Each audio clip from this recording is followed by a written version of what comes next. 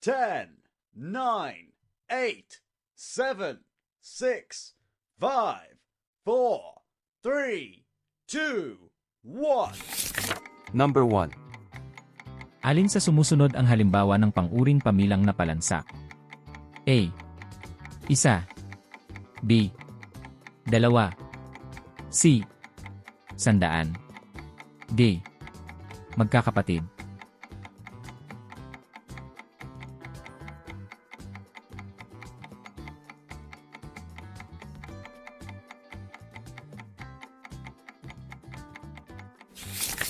Number 2. Ano ang halimbawa ng pahambing na kaantasan ng pang-uri? A. Maganda. B. Mas maganda. C. Pinakamaganda. D. Napakaganda.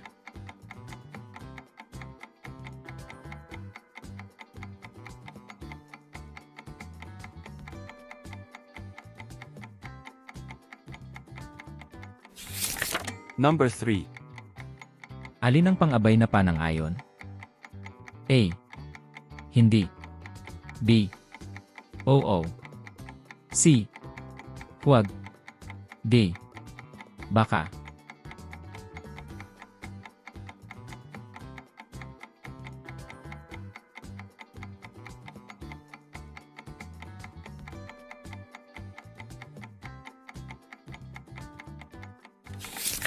Number 4. Alin ang pang-abay na panalungat? A. Tutsuo. B. Oo. C. Hindi. D. Sigurado.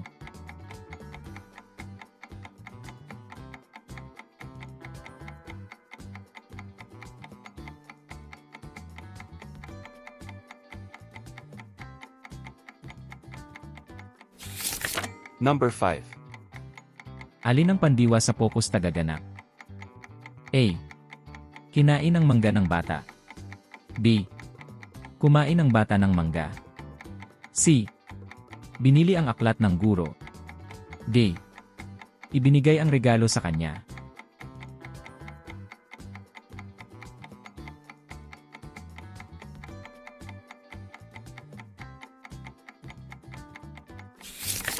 Number 6. Sa pangungusap na ibinigay ng guro ang papuri sa mag-aaral, ano ang focus? A. Tagaganap. B. Tagatanggap. C. Layon.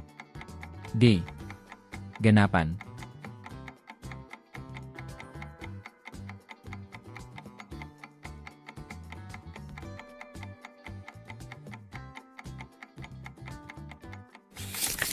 Number 7. Ano ang pangunahing layon ng tekstong nagsasalaysay? A. Magbigay ng panuto. B. Magkwento. C.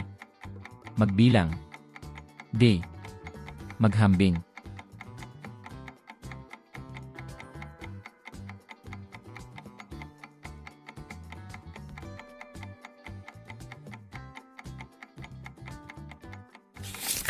Number 8.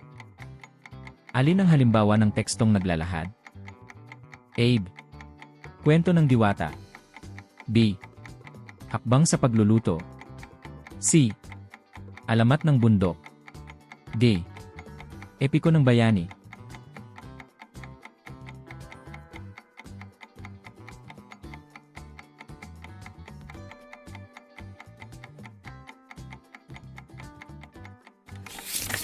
Number 9. Ano ang gamit ng panandang? Una, ikalawa, panghuli. A. Paglalarawan. B. Pagsunod-sunod. C. Paghahambing. D. Pagtatanong.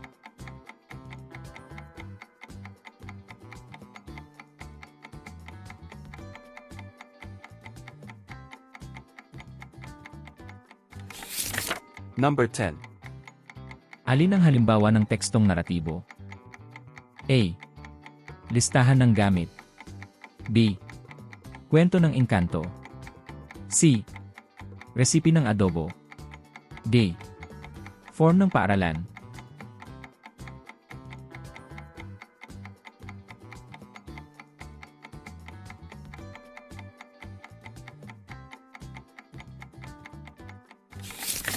Number 11. Ano ang dapat isaalang-alang sa pakikihalubilo sa ibang tao? A. Edad lamang. B. Kasarian lamang. C. Edad, kasarian at kultura. D. Kulay ng damit.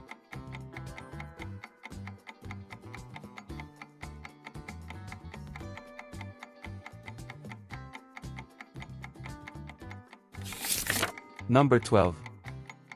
Alin ang halimbawa ng angkop na pagbati? A. Hoy. B. Magandang araw po.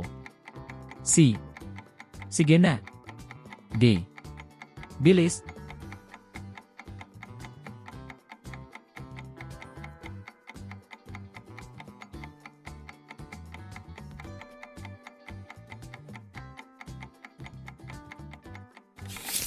Number 13. Ano ang di-verbal na hudyat? A. Pagsigaw. B. Pagsulat. C. Pagkumpas ng kamay. D. Pagtatanong.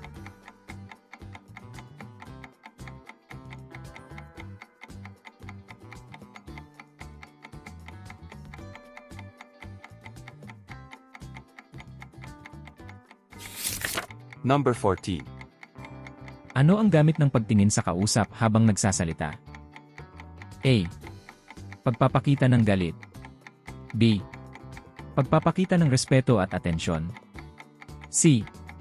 Pagpapakita ng takot. D. Pagpapakita ng pagod.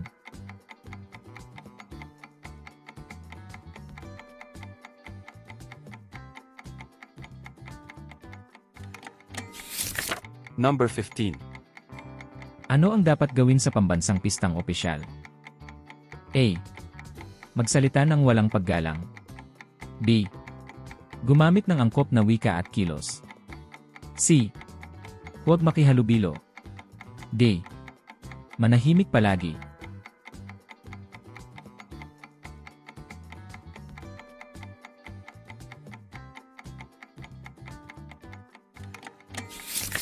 Number 16.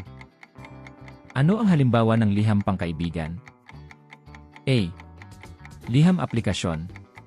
B. Liham pangungumusta. C. Liham reklamo. D. Liham resignasyon.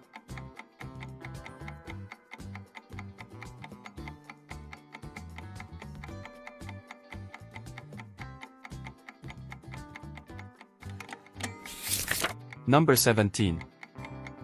Ano ang gamit ng formularyo? A. Magkwento. B. Magbigay ng impormasyon. C. Maglarawan. D.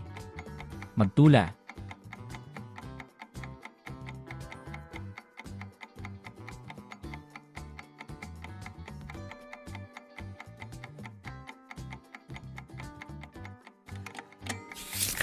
Number 18. Ano ang dapat gawin kapag pula ang ilaw trapiko? A. Tumawid agad. B. Huminto. C. Tumakbo. D. Maglaro sa daan.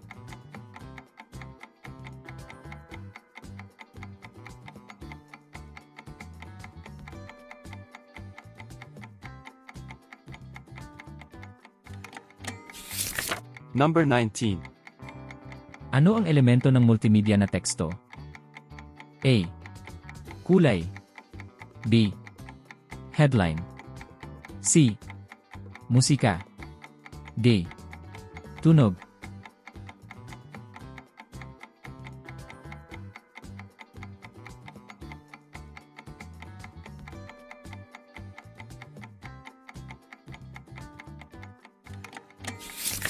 Number 20. Ano ang graphics sa multimedia? A. Tunog. B. Larawan o guhit. C. Kwento. D. Wika.